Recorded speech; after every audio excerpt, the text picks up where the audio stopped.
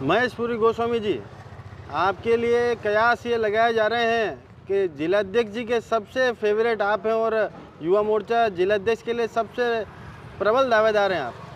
देखिए, आपने first question जो किया है कि आप अध्यक्ष जी के बहुत ही करीब है, ऐसा कुछ नहीं है।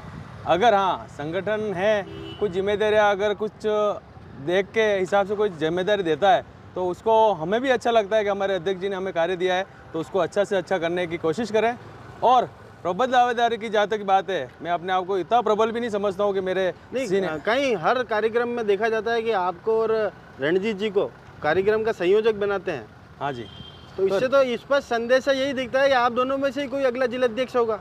तो अच्छी बात है, जैसे कि अगर पार्टी ने मुझे या रणजीत जी को अगर इस कार्य हेतु अगर सक्षम माना है तो हम भी तैयार है। और इसके अलावा भी मैं आपको खुले मन से कहना चाहता हूँ, हमारे दोनों के अलावा भी कोई अच्छा पार्टी के पास कार्यकर्ता है और इस बागडोर को संभालते हुए भारतीय जनता पार्टी का नाम ऊंचा करने के लिए और रोशन करने के लिए अगर तैयार है तो हम भी उसका साथ देंगे।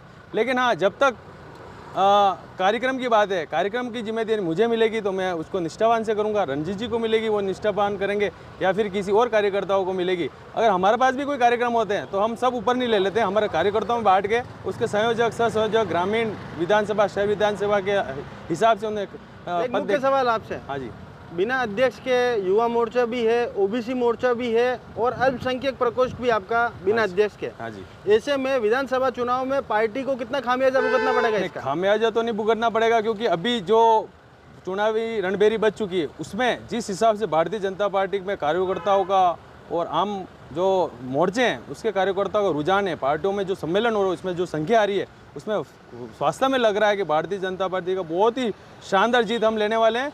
लेकिन हाँ, कहीं ना कहीं आपका क्वेश्चन सही भी बनता है, क्योंकि कोई न कोई किसी का अगर ये मोर्चे बनाए तो इसका कोई न कोई कप्तान होना आवश्यक है, क्योंकि मोर्चे का गठन ही इसलिए होता है कि एक नई टीम बने और नई टीम का अगर कोई ऊपर नहीं होगा तो कहीं ना कहीं थोड़ा बहुत तो 19-20 होता है। लेकिन हाँ, बाकी हमारा इतना संकट नहीं आ गया कि अगर किसी कारणवश पहली बार युवा मोर्चा अपने सबसे निचले स्तर पर दिख रहा है। क्यों? क्योंकि इससे पहले जितने जिलाध्यक्ष बने वे शहर के बड़े नाम बने, चाहे मनोहर जी चौधरी हो, चंचल जी अग्रवाल हो, जिनेंद्र शास्त्री हो, गजेंद्र जी भंडारी हो, सन्नी जी को, सभी बड़े नाम बने।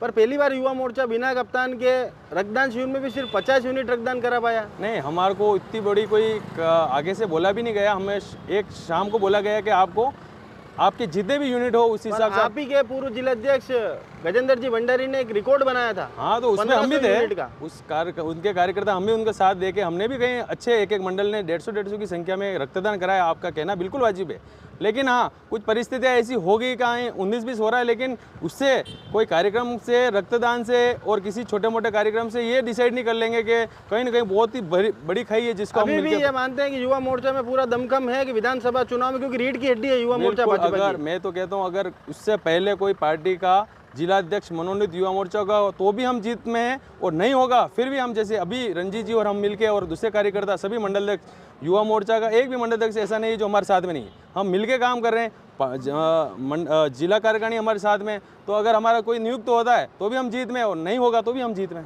ठीक है, धन्यवाद सर।